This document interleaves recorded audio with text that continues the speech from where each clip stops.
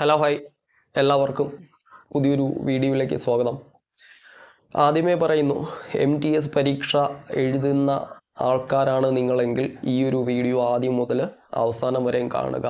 Okay, അപ്പോൾ ഈ video നമ്മൾ പോസ്റ്റ് ചെയ്യുന്നതിന് പ്രധാനപ്പെട്ട ഉദ്ദേശം, നമുക്ക് ഒരുപാട് ആൾക്കാർ MTS പരീക്ഷ ഇപ്പോൾ നടന്നുകൊണ്ടിരിക്കുകയാണ്. അപ്പോൾ അതുമായി ബന്ധപ്പെട്ട് ഒരുപാട് ആൾക്കാർ ദിനം പ്രതി മെസ്സേജ് അയക്കുന്നുണ്ട്, ഫോൺ വിളിച്ച് ചോദിക്കുന്നുണ്ട് ഏതൊക്കെ സൈഡിൽ നിന്ന് കൂടുതൽ ചോദ്യങ്ങൾ പഠിക്കേണ്ടി വരും, ഓക്കെ, എങ്ങനെയൊക്കെ പഠിക്കണം എന്നൊക്കെയുള്ള കാര്യങ്ങൾ ചോദിക്കുന്നുണ്ട്. അപ്പോൾ നമ്മൾ വിചാരിച്ചു, ഇപ്പോൾ ഈ കഴിഞ്ഞ ദിവസങ്ങളിൽ നടന്ന ചോദ്യങ്ങൾ, ഏത് ഭാഗത്തു നിന്നാണ് കൂടുതൽ ചോദ്യങ്ങൾ വന്നത്, അത് ക്രോഡീകരിച്ച് ആ ഒരു ടോപ്പിക്സ് നിങ്ങളെ അറിയിക്കാം എന്ന് വിചാരിച്ചു. ഓക്കെ, അപ്പോൾ ഒട്ടും വയ്യാത്തത് കൊണ്ടാണ് ക്ലാസ് ആയിട്ട് എടുക്കാത്തത്, ടോപ്പിക്സ് മാത്രമായിട്ട് പറഞ്ഞു വിടുന്നത്. ഓക്കെ, അപ്പോൾ നമുക്ക് ഏതൊക്കെ ടോപ്പിക്സ് ആണെന്ന് നോക്കാം. അതായത് നമ്മളിപ്പോൾ GK ആണ് പറയുന്നത്. GKയിൽ ആദ്യം എല്ലാവർക്കും അറിയാം സെൻസസ്. ഓക്കെ, സെൻസസ് എന്ന് പറയുമ്പോൾ സെൻസസിൻ്റെ ആദ്യ കാലഘട്ടം ഉള്ളത് തൊട്ട് നോക്കണം. ബ്രിട്ടീഷുകാരുടെ സെൻസസ് പരീക്ഷയ്ക്ക് ചോദിച്ചിട്ടുണ്ട്. അതായത് ആ ഒരു സമയത്ത് നടത്തിയ ആദ്യത്തെ സെൻസസ്, ഇന്ത്യയുടെ അൺഒഫീഷ്യൽ ആയിട്ടുള്ള സെൻസസ്. ഓക്കെ, അതിൽ നിന്ന് ചോദ്യം ഉണ്ടായിട്ടുണ്ടായിരുന്നു. പിന്നീട് ഇപ്പോൾ റീസെൻ്റ് ആയിട്ടുള്ള സെൻസസ്, ഓക്കെ, അതായത് 2011 സെൻസസ്. ആ സെൻസസിൽ കൂടുതലും ചോദിച്ചത് ലിറ്ററസി. ഓക്കെ,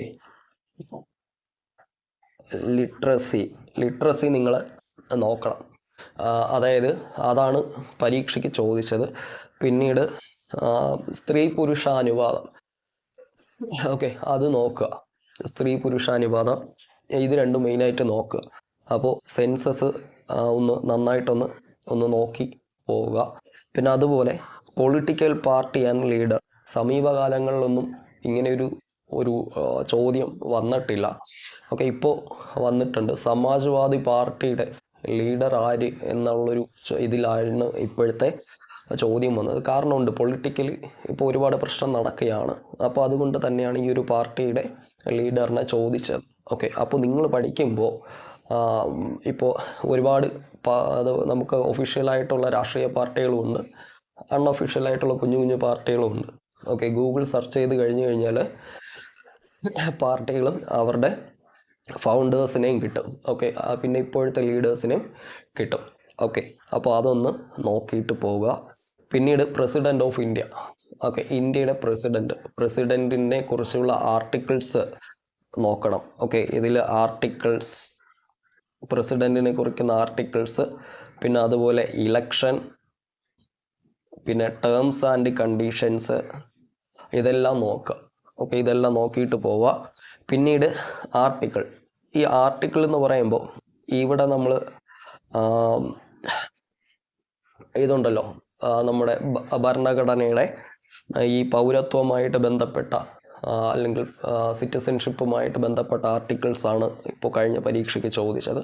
അപ്പോൾ നിങ്ങളുടെ കയ്യിൽ നമ്മുടെ ബാച്ചിലുള്ളവർക്ക് അതിൻ്റെ നോട്ട്സും കാര്യങ്ങളൊക്കെ ഉണ്ട്, അതിൻ്റെ ക്ലാസ്സും എല്ലാം ഉണ്ട്. ഓക്കെ, അപ്പോൾ അതൊക്കെ നന്നായിട്ടൊന്ന് നോക്കിയിട്ട് പോവുക. പിന്നീട് സ്റ്റേറ്റ് ഫോർമേഷൻ ഇയർ, ഇപ്പോൾ ചോദിച്ചത് പഞ്ചാബിൻ്റെ ചോദിച്ചിട്ടുണ്ടായിരുന്നു, സിക്കിമിൻ്റെയും ചോദിച്ചിട്ടുണ്ടായിരുന്നു. Okay, formation year. അപ്പോൾ ബാക്കി പരീക്ഷകളിൽ ചിലപ്പോൾ ബാക്കിയുള്ള സംസ്ഥാനങ്ങളിലൊക്കെ ഒന്ന് ചോദിക്കാൻ സാധ്യതയുണ്ട്. ഓക്കെ, ചോദിക്കാൻ സാധ്യതയുണ്ട്. അപ്പോൾ അതൊന്ന് നോക്കുക. പിന്നെ അത് കഴിഞ്ഞിട്ട് ഫെസ്റ്റിവൽ ഇപ്പോൾ ചോദിച്ചത് ഫെസ്റ്റിവൽ ഏതൊരു യൂണിയൻ ടെറിട്ടറിയുടെ ഫെസ്റ്റിവലാണ് ചോദിച്ചത്, ഏതാണെന്ന് ഓർമ്മയില്ല. ഒരു യൂണിയൻ ടെറിട്ടറിയുടെ ഫെസ്റ്റിവലാണ് ചോദിച്ചത്. അപ്പോൾ ആ ഫെസ്റ്റിവൽസ് എല്ലാം ഒന്നും കൂടെ നന്നായിട്ട് നോക്കുക. ഓക്കെ, നിങ്ങളുടെ കയ്യിലെല്ലാം നോട്ട്സ് ഉണ്ട്. ഓക്കെ, നമ്മുടെ പിള്ളേരുടെ കയ്യിലെല്ലാം നമ്മുടെ നോട്ട്സും കാര്യങ്ങളെല്ലാം ഉണ്ട്, ഫെസ്റ്റിവൽസിൻ്റെ എല്ലാത്തിൻ്റെയും. ഓക്കെ, പിന്നെ അതുപോലെ ഫ്രൂട്ട്സ് ആൻഡ് പിഗ്മെൻ്റ്, അതായത് ഫ്രൂട്ടുകളും അവയ്ക്ക് നിറം കൊടുക്കുന്ന വർണ്ണവസ്തു. ഓക്കെ, ടൊമാറ്റോ ചോദിച്ചിട്ടുണ്ടായിരുന്നു. ഓക്കെ, ടൊമാറ്റോയ്ക്ക് ഇത് വർണ്ണ കൊടുക്കുന്നത് ഏതാണെന്ന് ചോദിച്ചിട്ടുണ്ടായിരുന്നു. ഓക്കെ, അപ്പോൾ അത് എന്ത് ചെയ്യുക, അത് ഒന്ന് നോക്കുക. പിന്നീട് നോക്കേണ്ടത് India's neighbouring countries. Okay, Nepal, Pakistan, Sri Lanka ഒന്ന് ജസ്റ്റ് ഒന്ന് നോക്ക്, അതിൽ നിന്ന് ചോദ്യം ഉണ്ടാകും. ഓക്കെ, അതൊക്കെ ഒന്ന് നോക്കുക. നേപ്പാൾ, ചൈന, ഓക്കെ, അഫ്ഗാനിസ്ഥാൻ, ഇതൊക്കെ ഒന്ന് നോക്കുക. പിന്നീട് തുഗ്ലക്ക് ഡൈനാസ്റ്റി, അതിൽ നിന്ന് ചോദ്യം 2 ഷിഫ്റ്റിനും ചോദിച്ചിട്ടുണ്ടായിരുന്നു. ഓക്കെ, പിന്നീട് ഇന്ത്യാസ് ബൗണ്ടറീസ്, അതായത് ഇന്ത്യയുടെ അതിർത്തികൾ. ഓക്കെ, ഇന്ത്യയിൽ കര അതിർത്തികളുമായിട്ട് പങ്കിടുന്ന എത്ര രാജ്യങ്ങളുണ്ട്, സമുദ്ര അതിർത്തിയുമായിട്ട് ബന്ധപ്പെട്ട എത്ര രാജ്യങ്ങളുണ്ട്, ഏറ്റവും വലിയ രാജ്യം ഏത്, ഏറ്റവും ചെറിയ രാജ്യം ഏത്, ഇതൊക്കെ ഒന്ന് നോക്കിയിട്ട് പോകുക, ചോദ്യമുണ്ടായിരിക്കും. ഓക്കെ, പിന്നെ ആസിഡ് എന്ന് പറയുമ്പോൾ ഇപ്പോൾ ഇതിൽ ചോദിച്ചിരിക്കുന്നത് നമ്മൾ കഴിക്കുന്ന ആഹാരവുമായിട്ട് ബന്ധപ്പെട്ട ആസിഡ്സ് ആണ് ചോദിച്ചിരിക്കുന്നത്. ഇപ്പോൾ നമുക്ക് പറയാനാണെങ്കിൽ അത് എന്താ, പാലിലാണെങ്കിൽ ലാക്റ്റിക് ആസിഡ്, അങ്ങനെയൊക്കെയുള്ള സംഭവമുണ്ടല്ലോ. അപ്പോൾ അതൊക്കെ ഒന്ന് നോക്കുക. പിന്നീട് കെമിക്കൽ ഫോർമുല നമുക്ക് പറയല്ലേ, H2O അങ്ങനെയൊക്കെ പറയുന്ന സാധനങ്ങളുണ്ടല്ലോ. അപ്പോൾ അതൊക്കെ ഒന്ന് നോക്കുക.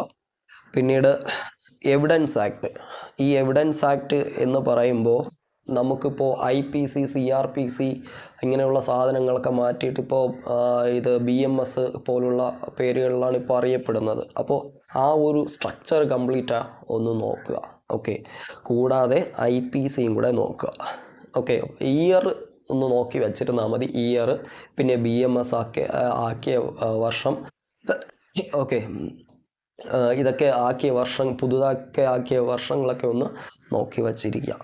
ഓക്കെ, പിന്നെ 2023 ലേറ്റസ്റ്റായിട്ട് 2023 പുറത്തിറങ്ങിയ ബുക്സ് ആൻഡ് ഓതേഴ്സ്. ഓക്കെ, ഏറ്റവും പുതുതായിട്ടുള്ള 2023 നോക്കുക, 2024 നോക്കുക. ഓക്കെ, ഗൂഗിൾ ചെയ്ത് കഴിഞ്ഞാൽ കിട്ടും. ഓക്കെ, ഗൂഗിൾ ചെയ്ത് കഴിഞ്ഞാൽ നമുക്ക് കിട്ടും, ഏറ്റവും ലേറ്റസ്റ്റ് ആയിട്ടുള്ള ബുക്സും ഓതേഴ്സ് കിട്ടും. ഓക്കെ, ഞാൻ എൻ്റെ കിട്ടുന്ന കാര്യങ്ങളെല്ലാം ഞാൻ നമ്മുടെ ഗ്രൂപ്പിനകത്ത് ഇട്ടേക്കാം. ഓക്കെ, പിന്നീട് ഒളിമ്പിക്സ് എന്ന് പറയുമ്പോൾ ഈ ഏറ്റവും അവസാനം കഴിഞ്ഞത് മാത്രമല്ല നോക്കേണ്ടത്, ചോദിച്ചത് പാരീസ് ഒളിമ്പിക്സ് ആണ് ചോദിച്ചത്. 1924 പാരീസ് ഒളിമ്പിക്സ് ആണ് ചോദിച്ചത്. അപ്പോൾ ഈ പാരീസ് ഒളിമ്പിക്സിൽ അത് ചോദ്യം എന്താണ് എന്ന് ഓർക്കുന്നില്ല. ഓക്കെ, അപ്പോൾ ഈ പറയുന്ന ഒളിമ്പിക്സ് ഒന്ന് നന്നായിട്ട് ഒന്ന് നോക്കുക. ഓക്കെ, പിന്നെ അതുപോലെ തന്നെ ലോക്സഭാ സ്പീക്കർ തിരഞ്ഞെടുക്കുന്ന രീതി ഒക്കെ ഉള്ള കാര്യങ്ങളൊക്കെ ഒന്ന് ശ്രദ്ധിക്കുക.